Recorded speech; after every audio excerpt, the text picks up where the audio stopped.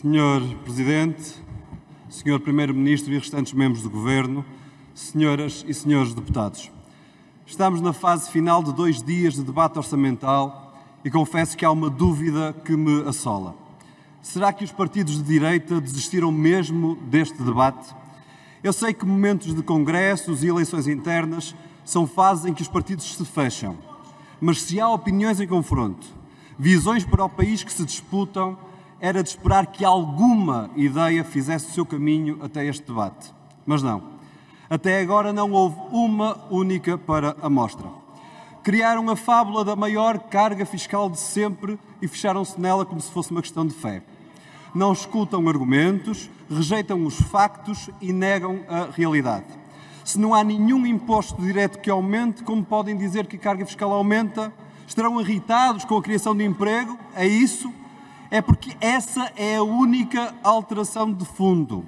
Havendo mais pessoas a trabalhar, há mais pessoas a descontar para a Segurança Social e aumentam as suas receitas, o que reforça as contas públicas.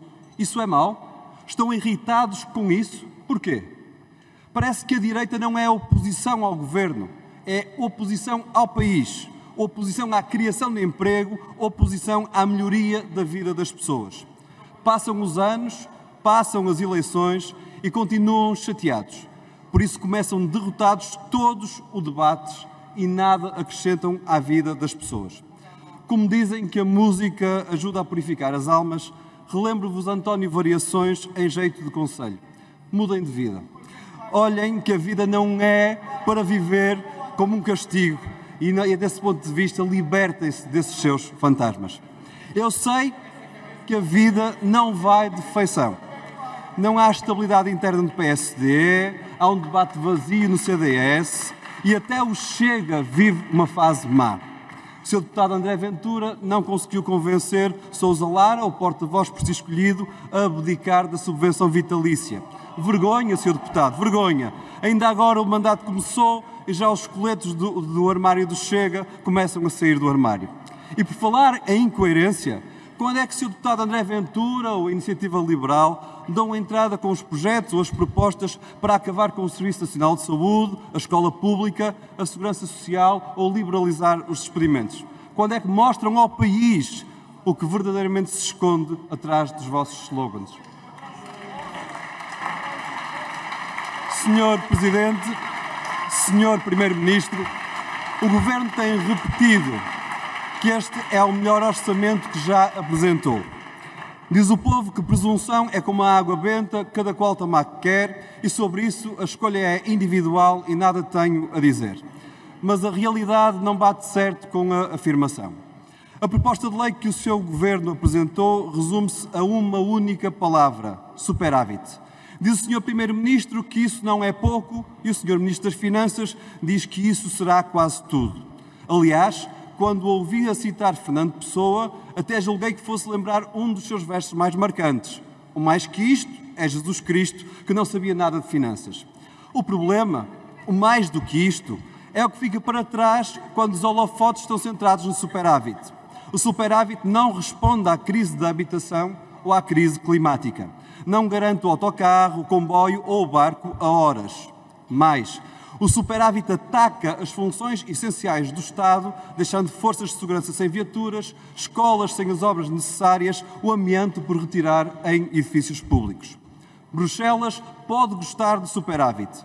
O Eurogrupo pode ficar radiante com o exemplo dado pelo seu Presidente e o próprio poderá enriquecer o currículo, ficando mais perto de um qualquer outro cargo institucional. Mas a verdade é que esse dinheiro faz falta ao país.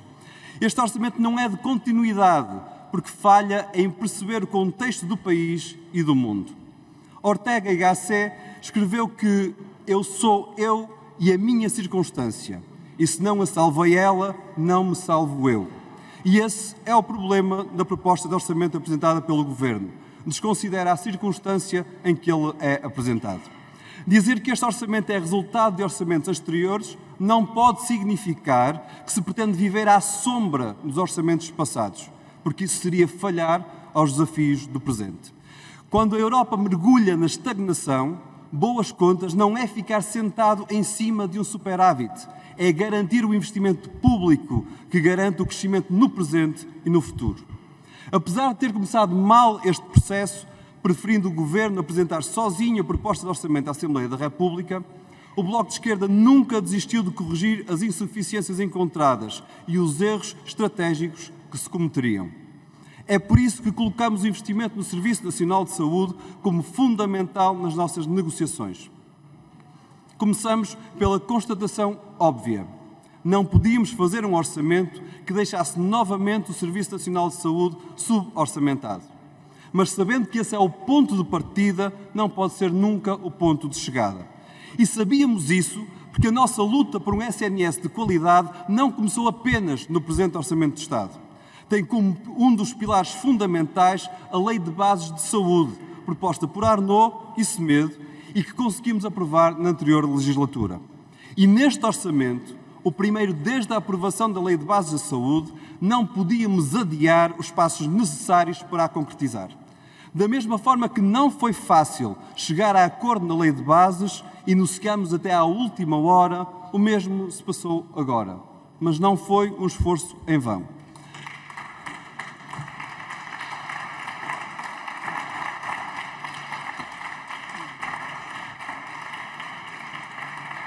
As medidas em que acordamos para a especialidade garantem passos para cumprir a Lei de Bases da Saúde. A Lei de Bases prevê o fim das taxas moderadoras em todos os atos prescritos por profissionais do SNS. E daremos passos nesse objetivo, retirando barreiras económicas para o acesso aos cuidados de saúde. Logo com a entrada em vigor do Orçamento de Estado, passarão a ser gratuitas as consultas nos cuidados de saúde primários. E ao longo do ano, os exames, as análises e outros meios de diagnóstico passarão também a ser gratuitos. Ficarão ainda a faltar as consultas em hospitais, entre outros, mas o calendário fica em marcha para atingirmos esse objetivo. Acrescentamos à proposta do Governo, que já responde à suborçamentação crónica do SNS, um investimento adicional de 180 milhões de euros a executar em 2020, que garantirá melhores meios de exame e diagnóstico, melhorando a resposta para as pessoas e reduzindo os gastos com recurso ao privado. Damos corpo a um dos pilares da Lei de Bases da Saúde, garantindo um regime de dedicação plena para os seus profissionais, introduzindo a exclusividade para melhores carreiras e o fim da promiscuidade com os privados. Começaremos com as unidades de saúde familiares e os centros de recursos integrados, mas com o objetivo de alargar a todos os diretores de serviços hospitalares.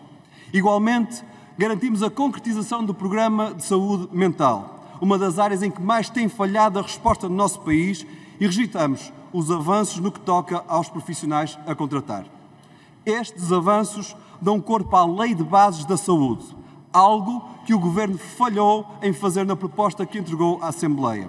E estão enquadrados num pensamento que defende o reforço da qualidade dos serviços públicos e da sua universalidade, valores fundamentais para garantir a coesão do país.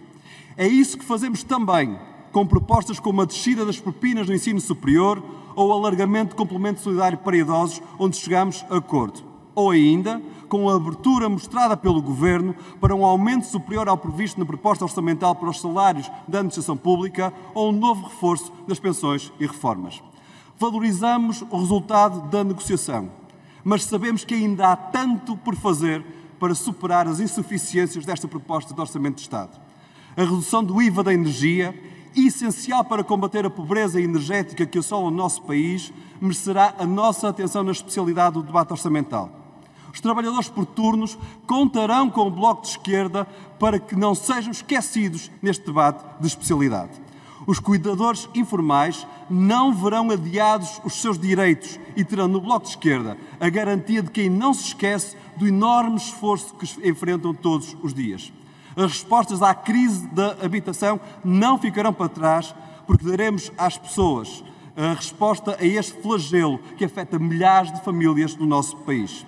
A defesa do investimento público, dos transportes à recuperação de edifícios públicos, passando pela remoção do amianto, são matérias em que tudo faremos para garantir que não se adiem mais estas urgências. E o combate à corrupção também se fará com os recursos necessários que não deixaremos que faltem à entidade para a transparência, que fiscalizará a riqueza dos políticos e altos cargos públicos. Agora começa o debate da especialidade. Agora são as deputadas e os deputados quem fará as escolhas determinantes. Da parte do Bloco de Esquerda, sabemos qual é o nosso mandato e não falharemos às pessoas do nosso país, disse.